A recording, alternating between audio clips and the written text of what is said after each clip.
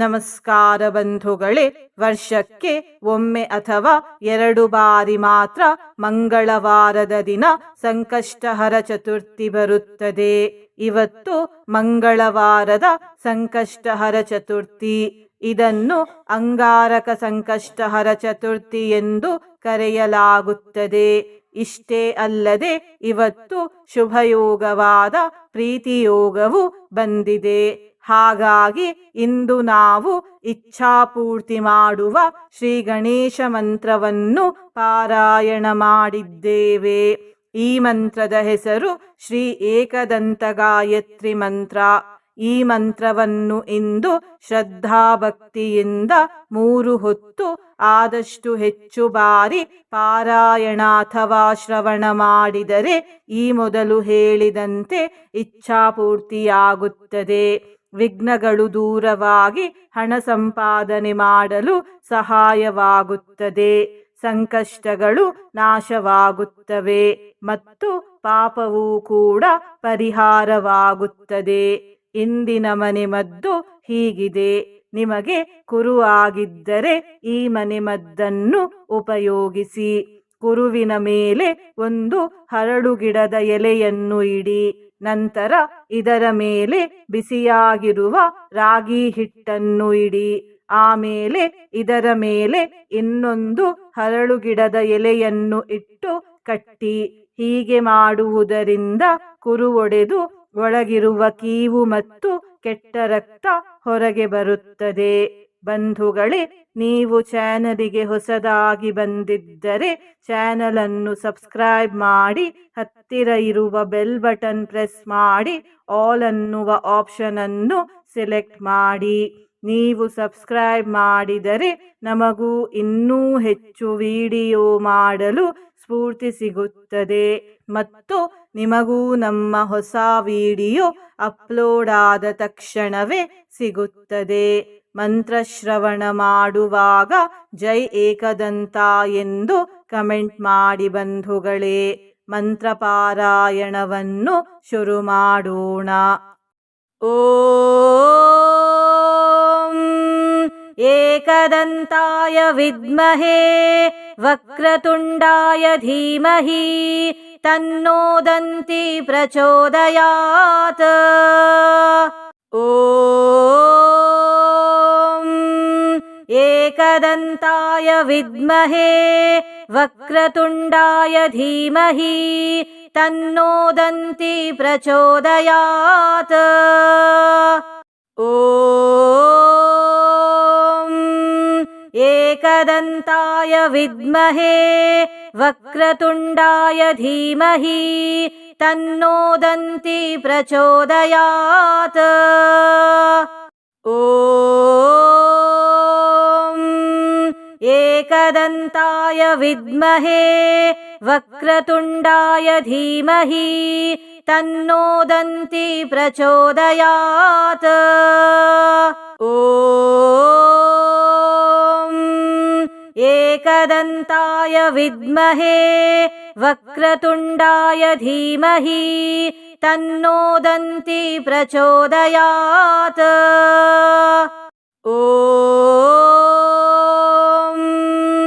ಏಕದಂತಾಯ ವಿದ್ಮಹೇ ವಕ್ರತುಂಡಾಯ ಧೀಮಹಿ ತನ್ನೋ ದಂತಿ ಪ್ರಚೋದಯಾತ್. ಓಂ ಏಕದಂತಾಯ ವಿದ್ಮಹೇ ವಕ್ರತುಂಡಾಯ ಧೀಮಹಿ ತನ್ನೋ ದಂತಿ ಪ್ರಚೋದಯಾತ್. ಓಂ ಏಕದಂತಾಯ ವಿದ್ಮಹೇ ವಕ್ರತುಂಡಾಯ ಧೀಮಹಿ ತನ್ನೋ ದಂತಿ ಪ್ರಚೋದಯಾತ್. ಓಂ ಏಕದಂತಾಯ ವಿದ್ಮಹೇ ವಕ್ರತುಂಡಾಯ ಧೀಮಹಿ ತನ್ನೋ ದಂತಿ ಪ್ರಚೋದಯಾತ್. ಓಂ ಏಕದಂತಾಯ ವಿದ್ಮಹೇ ವಕ್ರತುಂಡಾಯ ಧೀಮಹಿ तन्नो दन्ती प्रचोदयात्। ॐ एकदन्ताय विद्महे वक्रतुण्डाय धीमहि तन्नो दन्ती प्रचोदयात्। ॐ एकदन्ताय विद्महे वक्रतुण्डाय धीमहि तन्नो दन्ती प्रचोदयात्। ॐ एकदन्ताय विद्महे वक्रतुण्डाय धीमहि तन्नो दन्ती प्रचोदयात्। ॐ एकदन्ताय विद्महे वक्रतुण्डाय धीमहि तन्नो दन्ती प्रचोदयात्। ॐ एकदन्ताय विद्महे वक्रतुण्डाय धीमहि तन्नो दन्ती प्रचोदयात्। ॐ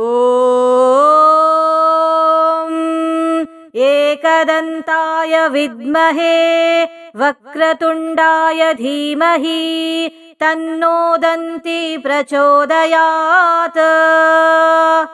ॐ एकदन्ताय विद्महे वक्रतुण्डाय धीमहि तन्नो दन्ती प्रचोदयात्। ॐ एकदन्ताय विद्महे वक्रतुण्डाय धीमहि तन्नो दन्ती प्रचोदयात्। ॐ एकदन्ताय विद्महे वक्रतुण्डाय धीमहि तन्नो दन्ती प्रचोदयात्। ॐ एकदन्ताय विद्महे वक्रतुण्डाय धीमहि तन्नो दन्ती प्रचोदयात्। ॐ एकदन्ताय विद्महे वक्रतुण्डाय धीमहि तन्नो दन्ती प्रचोदयात्। ॐ एकदन्ताय विद्महे वक्रतुण्डाय धीमहि तन्नो दन्ती प्रचोदयात्। ॐ एकदन्ताय विद्महे वक्रतुण्डाय धीमहि तन्नो दन्ती प्रचोदयात्। ॐ एकदन्ताय विद्महे वक्रतुण्डाय धीमहि तन्नो दन्ती प्रचोदयात्। ॐ एकदन्ताय विद्महे वक्रतुण्डाय धीमहि तन्नो दन्ती प्रचोदयात्। ॐ एकदन्ताय विद्महे वक्रतुण्डाय धीमहि तन्नो दन्ती प्रचोदयात्। ॐ एकदन्ताय विद्महे वक्रतुण्डाय धीमहि तन्नो दन्ती प्रचोदयात्। ॐ एकदन्ताय विद्महे वक्रतुण्डाय धीमहि तन्नो दन्ती प्रचोदयात्। ॐ एकदन्ताय विद्महे वक्रतुण्डाय धीमहि तन्नो दन्ती प्रचोदयात्। ॐ एकदन्ताय विद्महे वक्रतुण्डाय धीमहि तन्नो दन्ती प्रचोदयात्। ॐ एकदन्ताय विद्महे वक्रतुण्डाय धीमहि तन्नो दन्ती प्रचोदयात्। ॐ एकदन्ताय विद्महे वक्रतुण्डाय धीमहि तन्नो दन्ती प्रचोदयात्। ॐ एकदन्ताय विद्महे वक्रतुण्डाय धीमहि तन्नो दन्ती प्रचोदयात्। ॐ एकदन्ताय विद्महे वक्रतुण्डाय धीमहि तन्नो दन्ती प्रचोदयात्। ॐ एकदन्ताय विद्महे वक्रतुण्डाय धीमहि तन्नो दन्ती प्रचोदयात्। ॐ एकदन्ताय विद्महे वक्रतुण्डाय धीमहि तन्नो दन्ती प्रचोदयात्। ॐ एकदन्ताय विद्महे वक्रतुण्डाय धीमहि तन्नो दन्ती प्रचोदयात्। ॐ एकदन्ताय विद्महे वक्रतुण्डाय धीमहि तन्नो दन्ती प्रचोदयात्। ॐ एकदन्ताय विद्महे वक्रतुण्डाय धीमहि तन्नो दन्ती प्रचोदयात्। ॐ एकदन्ताय विद्महे वक्रतुण्डाय धीमहि तन्नो दन्ती प्रचोदयात्। ॐ एकदन्ताय विद्महे वक्रतुण्डाय धीमहि तन्नो दन्ती प्रचोदयात्। ॐ एकदन्ताय विद्महे वक्रतुण्डाय धीमहि तन्नो दन्ती प्रचोदयात्। ॐ एकदन्ताय विद्महे वक्रतुण्डाय धीमहि तन्नो दन्ती प्रचोदयात्। ॐ एकदन्ताय विद्महे वक्रतुण्डाय धीमहि तन्नो दन्ती प्रचोदयात्। ॐ एकदन्ताय विद्महे वक्रतुण्डाय धीमहि तन्नो दन्ती प्रचोदयात्। ॐ एकदन्ताय विद्महे वक्रतुण्डाय धीमहि तन्नो दन्ती प्रचोदयात्। ॐ एकदन्ताय विद्महे वक्रतुण्डाय धीमहि तन्नो दन्ती प्रचोदयात्। ॐ एकदन्ताय विद्महे वक्रतुण्डाय धीमहि तन्नो दन्ती प्रचोदयात्। ॐ एकदन्ताय विद्महे वक्रतुण्डाय धीमहि तन्नो दन्ती प्रचोदयात्।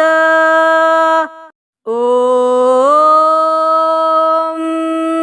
एकदन्ताय विद्महे वक्रतुण्डाय धीमहि तन्नो दन्ती प्रचोदयात्। ॐ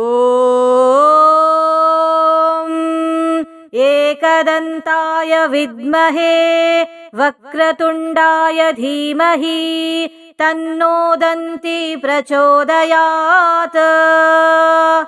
ॐ एकदन्ताय विद्महे वक्रतुण्डाय धीमहि तन्नो दन्ती प्रचोदयात्। ॐ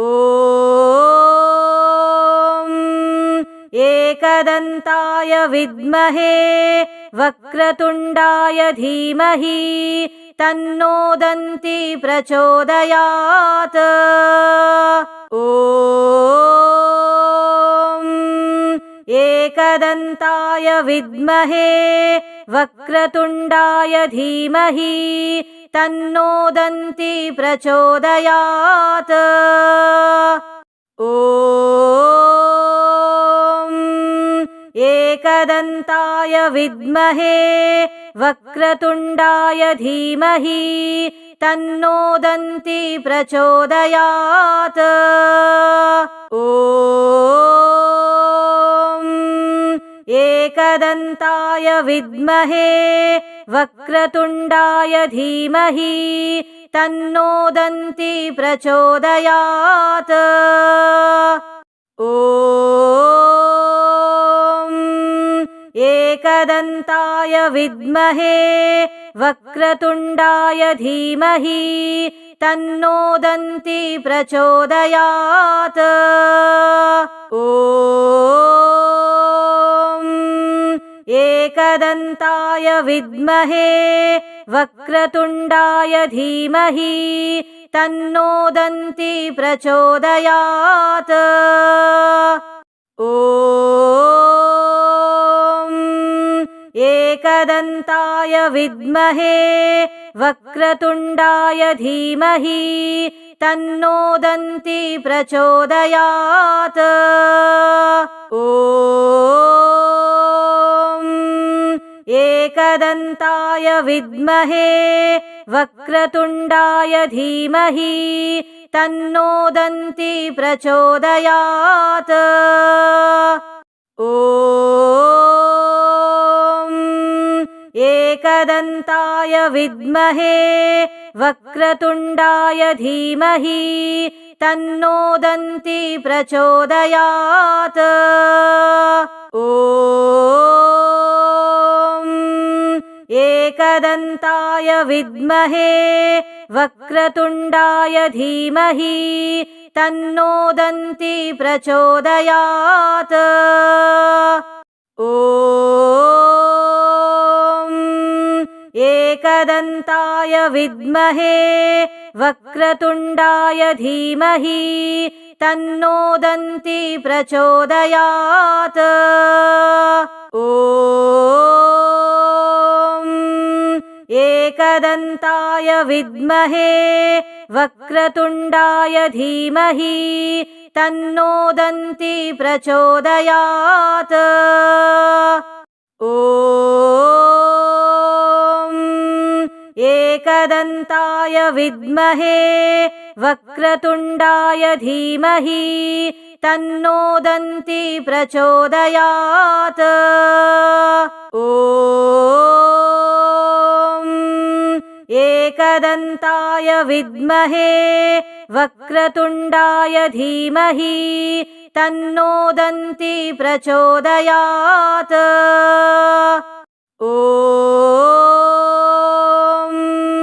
एकदन्ताय विद्महे वक्रतुण्डाय धीमहि तन्नो दन्ती प्रचोदयात्। ॐ एकदन्ताय विद्महे वक्रतुण्डाय धीमहि तन्नो दन्ती प्रचोदयात्। ॐ एकदन्ताय विद्महे वक्रतुण्डाय धीमहि तन्नो दन्ती प्रचोदयात्। ॐ एकदन्ताय विद्महे वक्रतुण्डाय धीमहि तन्नो दन्ती प्रचोदयात्। ॐ एकदन्ताय विद्महे वक्रतुण्डाय धीमहि तन्नो दन्ती प्रचोदयात्। ॐ एकदन्ताय विद्महे वक्रतुण्डाय धीमहि तन्नो दन्ती प्रचोदयात्। ॐ एकदन्ताय विद्महे वक्रतुण्डाय धीमहि तन्नो दन्ती प्रचोदयात्। ॐ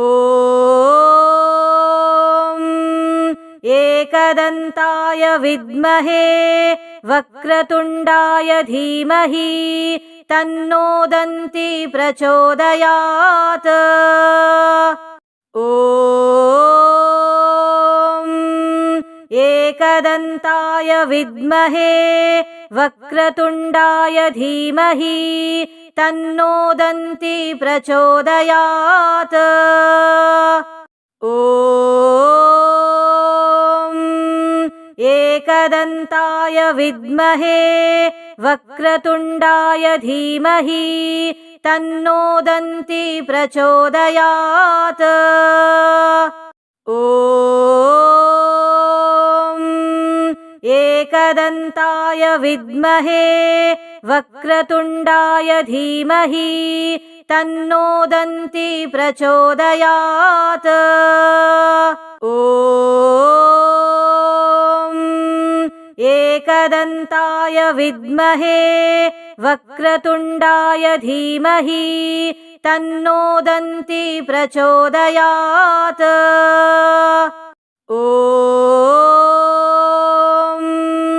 एकदन्ताय विद्महे वक्रतुण्डाय धीमहि तन्नो दन्ती प्रचोदयात्। ॐ एकदन्ताय विद्महे वक्रतुण्डाय धीमहि तन्नो दन्ती प्रचोदयात्। ॐ एकदन्ताय विद्महे वक्रतुण्डाय धीमहि तन्नो दन्ती प्रचोदयात्। ॐ एकदन्ताय विद्महे वक्रतुण्डाय धीमहि तन्नो दन्ती प्रचोदयात्। ॐ एकदन्ताय विद्महे वक्रतुण्डाय धीमहि तन्नो दन्ती प्रचोदयात्। ॐ एकदन्ताय विद्महे वक्रतुण्डाय धीमहि तन्नो दन्ती प्रचोदयात्। ॐ एकदन्ताय विद्महे वक्रतुण्डाय धीमहि तन्नो दन्ती प्रचोदयात्। ॐ एकदन्ताय विद्महे वक्रतुण्डाय धीमहि तन्नो दन्ती प्रचोदयात्। ॐ एकदन्ताय विद्महे वक्रतुण्डाय धीमहि तन्नो दन्ती प्रचोदयात्। ॐ एकदन्ताय विद्महे वक्रतुण्डाय धीमहि तन्नो दन्ती प्रचोदयात्। ॐ एकदन्ताय विद्महे वक्रतुण्डाय धीमहि तन्नो दन्ती प्रचोदयात्। ॐ एकदन्ताय विद्महे वक्रतुण्डाय धीमहि तन्नो दन्ती प्रचोदयात्। ॐ एकदन्ताय विद्महे वक्रतुण्डाय धीमहि तन्नो दन्ती प्रचोदयात्। ॐ एकदन्ताय विद्महे वक्रतुण्डाय धीमहि तन्नो दन्ती प्रचोदयात्। ॐ एकदन्ताय विद्महे वक्रतुण्डाय धीमहि तन्नो दन्ती प्रचोदयात्। ॐ एकदन्ताय विद्महे वक्रतुण्डाय धीमहि तन्नो दन्ती प्रचोदयात्। ॐ एकदन्ताय विद्महे वक्रतुण्डाय धीमहि तन्नो दन्ती प्रचोदयात्। ॐ एकदन्ताय विद्महे वक्रतुण्डाय धीमहि तन्नो दन्ती प्रचोदयात्। ॐ एकदन्ताय विद्महे वक्रतुण्डाय धीमहि तन्नो दन्ती प्रचोदयात्। ॐ एकदन्ताय विद्महे वक्रतुण्डाय धीमहि तन्नो दन्ती प्रचोदयात्। ॐ एकदन्ताय विद्महे वक्रतुण्डाय धीमहि तन्नो दन्ती प्रचोदयात्। ॐ एकदन्ताय विद्महे वक्रतुण्डाय धीमहि तन्नो दन्ती प्रचोदयात्। ॐ एकदन्ताय विद्महे वक्रतुण्डाय धीमहि तन्नो दन्ती प्रचोदयात्। ॐ एकदन्ताय विद्महे वक्रतुण्डाय धीमहि तन्नो दन्ती प्रचोदयात्। ॐ एकदन्ताय विद्महे वक्रतुण्डाय धीमहि तन्नो दन्ती प्रचोदयात्। ॐ एकदन्ताय विद्महे वक्रतुण्डाय धीमहि तन्नो दन्ती प्रचोदयात्। ॐ एकदन्ताय विद्महे वक्रतुण्डाय धीमहि तन्नो दन्ती प्रचोदयात्। ॐ एकदन्ताय विद्महे वक्रतुण्डाय धीमहि तन्नो दन्ती प्रचोदयात्। ॐ एकदन्ताय विद्महे वक्रतुण्डाय धीमहि तन्नो दन्ती प्रचोदयात्। ॐ एकदन्ताय विद्महे वक्रतुण्डाय धीमहि तन्नो दन्ती प्रचोदयात्।